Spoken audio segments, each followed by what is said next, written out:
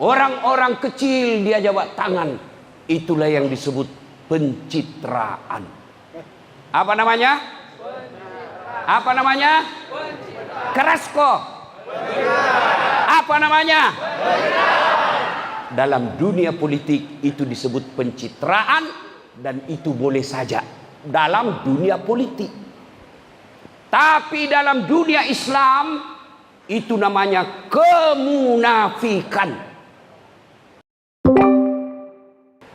Kalau kita dakwah seperti ini, mulai dari datang rumah itu setan sudah berupaya menggagalkan kita.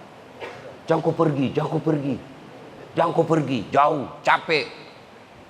Berhasil datang ke sini, kau pikir setan menyerah? Tidak. Goda dia supaya dia tidak dengar ceramah. Pegang HP-mu, pegang HP-mu, pegang HP-mu. Itu setan itu. Maka bapak-bapak yang sibuk, ibu-ibu yang sibuk dengan HP-mu, sesungguhnya kau sudah kena godaan setan. Sudah dikasih tahu, masih juga, bukan godaan setan. Kau termasuk setan di tempat ini. Jadi simpan dulu HP-nya, disimpan dulu, simpan dulu. Mana bisa enak kita ceramah kalau kau di depan tak lagi. Seolah-olah kau tidak perhatikan kita, Bella. Simpan dulu, Di. Simpan dulu HP-nya, simpan dulu, simpan dulu. Simpan dulu, simpan dulu, simpan. Ya. Oke, bisa? Bisa? Waktu kita ringkas. Dan percaya kalau saya ceramah 1 jam itu tidak terasa. Ya? Ya. Nah, maka waktu yang ringkas ini serius dulu dengar ceramah. Minta tolong dengan hormat. Disimpan dulu HP-nya. Ibu-ibu yang pegang HP, saya doakan, ya Allah kasih kawin lagi suaminya. Baru itu disimpan HP-nya ya. Nah, ibu bapak, saudara-saudara sekalian. Suatu ketika Umar bin Khattab sebagai presiden, dulu gelarnya bukan presiden, Amirul Mukminin. Kalau Abu Bakar Siddiq gelarnya Khalifah Rasulullah. Umar bin Khattab gelarnya Amirul Mukminin. Lagi tidur-tidur di Madinah. Di mana tidurnya? Istana, bukan. Di mana tidurnya? Kasur empuk, bukan. Di mana tidur? Dibawa pelepah daun kurma. Bukan baru kurma. Tak bolo nih. Ya. Ya. Saya minum dulu, Pak ya. Ya. Umar bin Khattab tidurnya di bawah pohon kurma. Allahu Akbar. Presiden, pemimpin umat Islam, salah satu sahabat Nabi yang dijamin pasti masuk surga. Tidurnya di bawah pohon kurma. Ada kira-kira pemimpin begitu di Indonesia? Ada? Ada? Mu bohongi kalau kau bilang ada. Lihat toh. Tapi saudaraku ingat, jelang pilpres, jelang pilkada, jelang pilcaleg, banyak orang yang tiba-tiba menjadi sederhana. Iya. Iya. Oh, kau lihat dia, kamu lihat dia masuk keluar pasar, masuk warung kopi, tapi kau tidak tahu mereka sudah atur banyak kamera di belakangnya, banyak tukang syuting di belakangnya. Ketika dia mau datang ke satu tempat, sudah siap, hidup dasat, hidup dasat. Ternyata yang teriak-teriak itu temannya mereka sendiri. Kamu tidak lihat orang di belakangnya. Kamu tidak lihat orang yang setting ini barang di belakangnya. Yang kamu lihat yang ada orang miskin, dia jabat tangan. Orang-orang kecil dia jabat tangan. Itulah yang disebut pencitraan. Apa namanya? Apa namanya? Kerasko. Apa namanya? dalam dunia politik itu disebut pencitraan, dan itu boleh saja dalam dunia politik. Tapi dalam dunia Islam itu namanya kemunafikan. Apa namanya? Apa namanya? Dan orang munafik, kata agama kita, innal munafikina bidarkil minan nar. Orang munafik itu nanti tempatmu, keraknya neraka kau tempati. Boleh jadi kau jadi anggota DPR, boleh saja kau terpilih sesuai maumu, boleh saja surveimu baik sehingga kau dipilih, tapi na tunggu kau api neraka. Dan kalau saya tidak sholat, lalu saya taubat dengan sebenar-benarnya, kalau saya selama ini banyak maksiat tapi tidak merugikan orang lain, saya taubatan nasuha, Allah mengampuni saya. Tapi kalau kau tipu rakyatmu, kau bohongi rakyatmu, selain kau bertobat kepada Allah, kau juga harus minta maaf sama orang-orang yang pernah kau tipu. Kalau kau tidak minta maaf sama orang yang kau tipu, dan orang yang kau tipu sakit hati dan menderita karena penipuanmu, maka demi Allah, meski hitam jidatmu sholat, urusanmu kepada Allah di akhirat selesai, urusanmu kepada manusia tidak Allah ampuni sebelum kau berurusan sama orang yang kau tipu. Maka saudaraku calon pemimpin, saudaraku calon anggota legislatif, saudaraku calon kepala daerah, hati-hati kamu. Kamu boleh lolos di dunia, demi Allah kau tidak akan pernah lolos di akhirat kelak. Dan kalian juga, kamu juga akan diminta pertanggungjawabanmu siapa yang kau pilih. Pemimpin dapat hukuman ketika dia salah, rakyat juga dapat hukuman ketika kau salah memilih orang. Kau tahu ini tukang tipu, kau tahu ini pencitraan, kau tahu ini munafik, kau tahu ini tidak amanah. Kenapa kau pilih? Hanya karena kau dikasih 300.000. Mana itu uangmu 300.000 sekarang? Mana itu? Kau tidak akan kaya dengan uangmu 300.000. Dan demi Allah kau tidak akan miskin kalau kau tolak yang 300.000. Yang pasti Allah hanya ingin melihat di mana posisimu ketika kau memilih. Burung pipit ketika Ibrahim dibakar dalam api yang sangat besar, dalam api satu lapangan penuh api, datang pula burung pipit membawa air di paruhnya. Tahu burung pipit? Tahu burung pipit? Ibu-ibu tahu burung pipit? Bu, tahu bu burung pipit? Tahu? Kira-kira kalau di kampungku celeng-celeng, itu yang ada bersarang di bawah rumah. Kira-kira itulah, begitulah kecilnya. Dia datang membawa air di paruhnya. Kira-kira paruhnya itu ya seperti inilah, dia bawa air. Diteriaki sama makhluk yang lain. Kau mau pi mana? Mana bisa padam itu api dengan seperti lapangan baru kau cuma air bawa air sedikit sekali. Mana bisa mati itu api? Mana bisa air yang kecil itu memadamkan api yang sangat besar? Apa kata burung pipit? Saya bukan mau memadamkan ini saja, tapi saya hanya ingin memberitahukan kepada Allah, saya bersama Ibrahim alaihissalam. Saya ikut bersama orang-orang baik, maka saya memilih ini. Soal menang atau tidak bukan urusanku. Soal dia kalah atau tidak yang saya dukung bukan urusan saya. Urusan saya mau tahu Allah tahu saya bersama orang-orang baik. Itu yang penting. Paham? Ya. Maka 2024 jangan kau tertipu dengan pencitraan. Ya.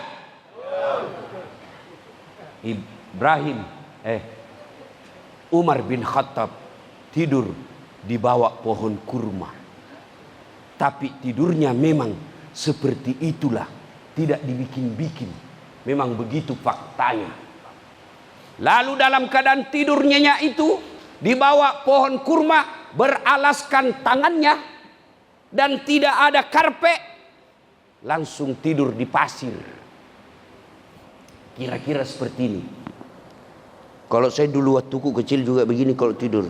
Tapi keluar itu air di sini. Begitu keluar itu air dikasih bangun aku kasih begini. Begitu saya. Begitu juga kau. Hah? Tiba-tiba Umar bangun. Kenapa bangun? Ada 3 anak muda datang. Ya Amirul Mukminin, Pak Presiden, tegakkan hukum. Tegakkan keadilan. Ya Amirul Mukminin, 3 orang ini. 1 kanan, 1 kiri, di tengah 1 lagi. Yang kanan kiri bersaudara. Kata yang kanan, Amirul Mukminin, tegakkan keadilan. Kenapa? Ini yang saya seret ini, yang saya seret menghadap ke depanmu, dia telah membunuh bapakku. Tegakkan hukum. Dalam Islam, nyawa bayar. Barang serius ini. Dibunuh ini di tengah. Kalau dia betul, saya mengatakan yang sebenarnya Amirul Mukminin. Lalu Umar bertanya kepada yang di tengah, betul Nabi bilang ini? Yang tersangka ceritanya ini, tersangka. Betul Nabi bilang ini? Lalu dia bilang, betul, saya membunuh bapaknya. Laksanakan kisas. Nyawa bayar nyawa. Akhirnya dia bilang ini yang membunuh, tersangka. Ada kasihan permohonanku ya Amirul Mukminin, Pak Presiden. Apa? Tolong kasih saya waktu 3 hari. Balik ke kampung saya. Untuk apa? Saya mau tunaikan kewajibanku. Apa hasil jeripayaku datang ke sini? Tanggung jawab yang diberikan amanah kepadaku. Minta tolong Kak kasihan. Saya mau selesaikan dulu. Jangan sampai amanah sekampungku saya tidak tunaikan. Saya sudah menghadap kepada Allah. Saya tidak mau berutang tanggung jawab.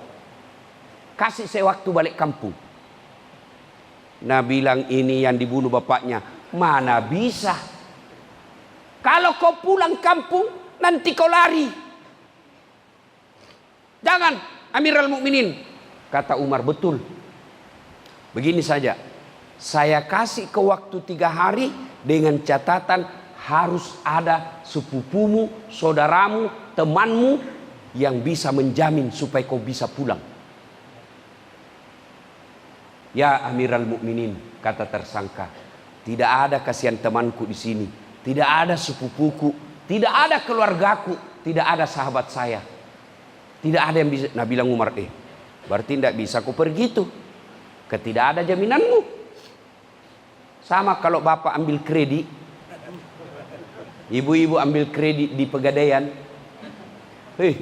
Uangmu dulu. Nah bilang pegawai, boleh Ji. Berapa kau mau? 5 juta. Boleh, tapi mana barangmu yang di atasnya 5 juta? Nah begitu namanya jaminan.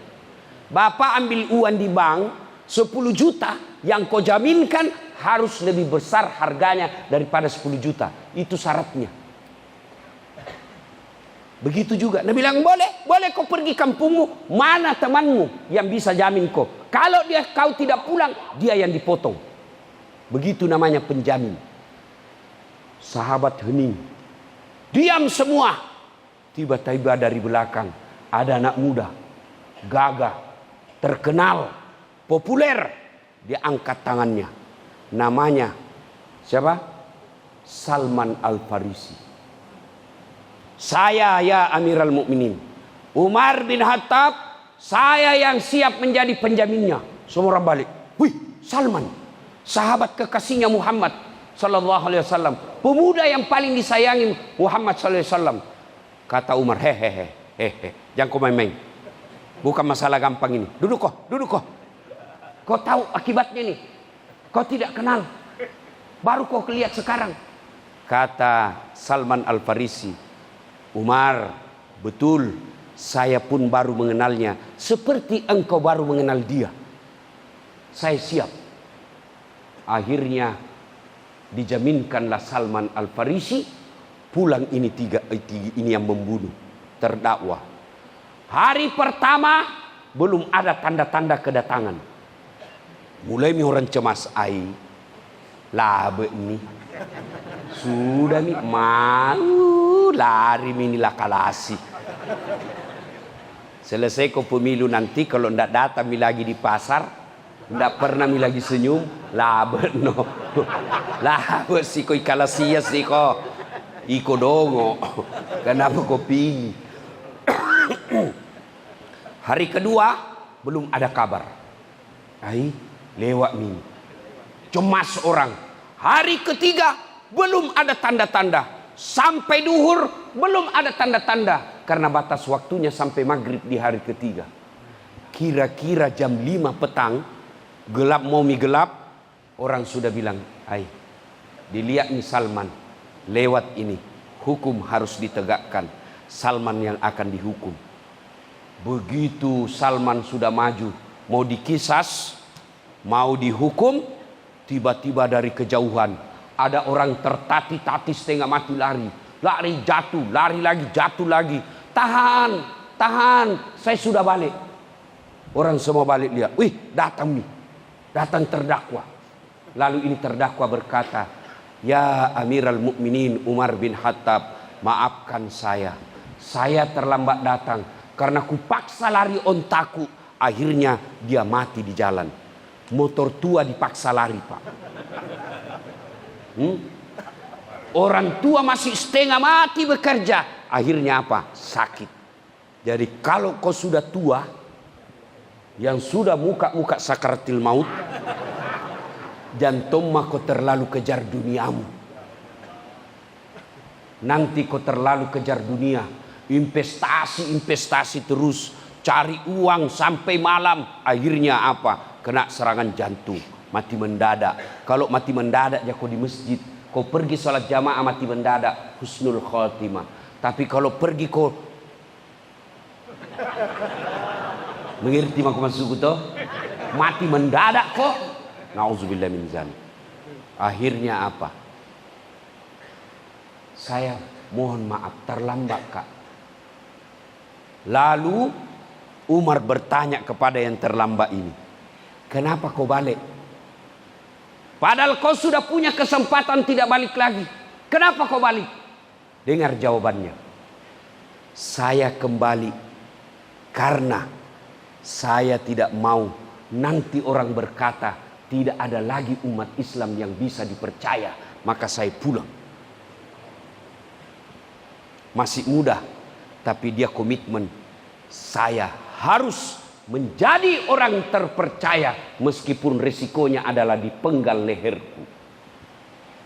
Anak muda, jadilah kau orang-orang terpercaya. Kalau kau kecewa dengan pemimpinmu yang banyak berbohong, jangan kau maki-maki. Jangan misalnya kau share kata-kata bohongnya, tapi perbaiki dirimu. Negaramu menunggu kamu menjadi pemimpin yang jujur. Kalau kita tidak benar memilih pemimpin, atau ada pemimpin anggota DPR yang menjadi wakil rakyat tidak amanah, tidak bisa dipercaya, itu karena kesalahan umat Islam. Kenapa? Siapa agama paling banyak di Indonesia? Agama apa paling banyak mayoritas di Indonesia? 88% kita umat Islam di Indonesia. Berarti yang mayoritas itulah yang salah dalam memilih pemimpin. Lalu Umar balik bertanya lagi. Sudah ditanya tadi tersangka toh? Nah balik lagi tanya. Salman, kenapa kau mau menjadi penjaminnya? Nah baru ku kenal, resikonya mati. Dengar kata Salman Al-Farisi. Saya tidak mau orang menilai tidak ada lagi umat Islam yang mau menolong sesamanya muslim. Tolong saudaramu sesama muslim. Jangan mau kau pergi daftar relawan Palestina, jangan nih. Jangan nih, kan nanti kau jadi masalah juga di sana. Mau kau tolongin kau tidak tahu bahasa Arab. Dia juga tidak tahu bahasa Indonesia. Padahal minta senjata. Jangan kau. Bagaimana caranya? Seminim-minimnya kau doakan dalam setiap sholatmu. Kau doakan setiap sujud terakhirmu supaya Allah membantu mereka. Yang kedua, kalau ada rezekimu berlebih, donasi mako. Bantu mereka, kirimkan uang ke sana. Tapi jangan kirim orang yang tidak kau percaya. Betul-betul kirim lembaga yang bisa langsung ke Palestina. Itu caramu menolong. Pun kalau kau tidak bisa bantu Palestina, maka bantu minimal tetanggamu. Jangan sampai rumahmu mewah, enak makanmu, semua berglamor kehidupanmu sehari-hari, tapi tetanggamu miskin, tidak tahu mau makan apa, dan kamu biarkan. Sesungguhnya kalian bukan orang hebat. Rajin berjamaah, rajin zikir, rajin tadarrus, tapi tetangganya tidak pernah dia mau tahu kalian bukan orang baik. Karena orang baik, kata Nabi, khairun nas anfa'uhum linnas. Sebaik-baik mereka di antara kalian, umatku adalah yang paling banyak manfaatnya buat orang lain. Bantu tetanggamu. Kamu tahu tetanggamu mau sekolah, sesama muslim, anaknya mau sekolah, tapi bapaknya tidak punya penghasilan. Bantu, dan kau tidak akan miskin dengan kau bantu tetanggamu. Mamanya janda, Ustaz. Mengerti mako toh? Mengerti mako? Yang penting istrimu tidak ngamuk. Kalau dia ngamuk, jangan kau cari masalah. Jangan sampai masalah jandanya kau bisa selesaikan masalah dengan istrimu hancur. Mengerti? Hei, jangan kau coba-coba. Apalagi kalau kau takut sama istrimu, jangan kau cari masalah. Cukup kau bantu anaknya.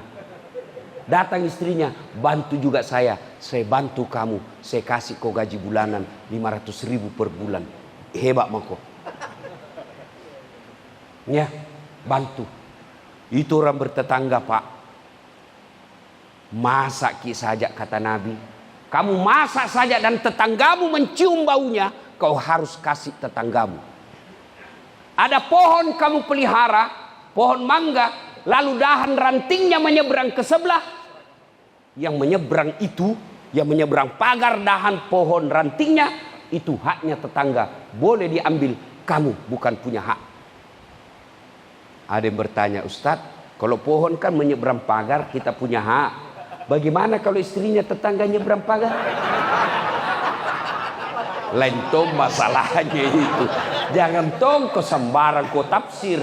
Makanya kalau kau menafsir, jangan kamu tafsir sendiri. Tanya kau ulamamu, tanya kau gurumu, tanya ulamamu. Jangan kau seenaknya karena ilmumu belum cukup. Iya. Lalu Umar balik bertanya, kan teriak ini anak muda. Setelah didengar ini dua, dia teriak juga ini anak muda yang dibunuh bapaknya. Ya Amiral Mukminin, saya maafkan dia. Ingat, nyawa bawar nyama. Kalau kau bunuh bapakku, maka hukumannya kamu juga harus dibunuh. Itu syariat Islam. Kecuali saya maafkan kamu. Orang yang kau bunuh keluarganya memaafkanmu, maka tidak lagi dilaksanakan hukum Islam. Kenapa? Sudah saya maafkan dia. Saya maafkan dia ya Amirul Mukminin. Jangan kau kisah. Saya sudah memaafkan dan mengikhlaskan bapakku. Balik Umar bertanya, kenapa kau mau memaafkan itu? Dengar jawaban anak muda ini. Saya maafkan dia karena saya tidak mau orang berpikir tidak ada lagi orang Islam yang mau memaafkan sesamanya muslim. Pak, Bu, hoi, jam aku dulu maafkan tetanggamu. Maafkan misalnya dulu suamimu. Itu mau dulu. Karena ini ibu-ibu, kalau ada salahnya suaminya, nah bawa sampai mati. Memang begitulah fitrahnya perempuan, ahli sejarah. Kalau pernah kau salah satu kali, nah ulang-ulang terus. Itu nah bahas terus. Begitu salah, itu. Nah bilang suaminya, napura nih je ibahas ya roh. Selesai ini masalah ya. Adik betul gak pak beleak kok. Ada orang curhat sama saya. Dia minta pendapatku. Bagaimana hukumnya Ustadz kalau saya istri ingin minta diceraikan oleh suamiku. Saya bilang kenapa? Saya dapat WhatsApp-nya. Ndak dibaca Ustaz. Ndak kusangka. Ternyata. Kubiarkan saja. Rumusnya kalau perempuan curhat dengar. Itu saja. Jadi kalau istrimu ngomel, marah-marah, jangan kau balas. Jangan kau layani. Ndak usah kau jelaskan. Karena ndak masuk di akalnya. Bukan mi akal na pakai. Apa nak pakai? Perasaan. Perasaan insan sama. Ya, jangan kok. Apalagi kalau nak bilang istrimu, pokoknya tidur mako. Tidak ada gunanya kau jelaskan. Kena bayangkan dirinya ibu-ibu. Bu, lalu saya bilang, Bu, oh begitu, iya Ustaz. Pak beleang. Nah hianati kau Ustaz. Saya bilang, iya. Berapa tahun maki sama suami tak ibu? Nah bilang, alhamdulillah Ustaz, 30 tahun nih. Terus, siapa ada rumah tak? Nah bilang, alhamdulillah Ustaz, mak kesing. Baik rumahku Ustaz. Siapa belikan ki rumah? Ada mobil tak ibu? Ada Ustaz, tapi belum pilunas. Siapa cicilkan ki itu? Nah lagi suamiku Ustaz. Ada anak tak? Alhamdulillah Ustaz 3 mi. Alhamdulillah. Siapa bantu bikin ibu? Bisa jadi tu anak tak kita je saja. Nah Ustaz kerjasama yang baik. Siapa kita pak kerjasama? Dia bilang suamiku. Saya bilang Bu jangan ki marah di, jangan ki mari. Saya sayang ki Bu. Bahasa 30 tahun maki sama suami tak. Ada mi anak tak. Nah belikan ki rumah. Nah cicilkan ki mobil kasihan. Masa gara-gara WhatsApp salah kirim. Mau maki minta diceraikan. Yakin ki itu kalau cerai dapat ki suami lebih baik dari dia. Nggak mau mama istri bersuami Ustaz. Pembohong. Saya bilang, bohong itu kalau dalam keadaan darurat boleh. Maksudnya Ustaz, bohongnya seorang suami boleh apabila ingin menyenangkan hati istrinya. Saya yakin nak bohongi ke istri suami tak itu karena dia tidak mau lukai perasaan tak. Maka maafkan dia. Baiklah Ustaz, saya pikir-pikir dulu. Mulai masuk di akalnya toh. Maka ibu, kalau ada pernah salah suamimu, maafkan dia. Dia makhluk biasa. Nggak bisa biku lupa Ustaz. Tak lewat-lewat mi. Maka kau cerai baik-baik. Jangan kau saling menghina. Tapi anehnya, bertengkar, hamil lagi.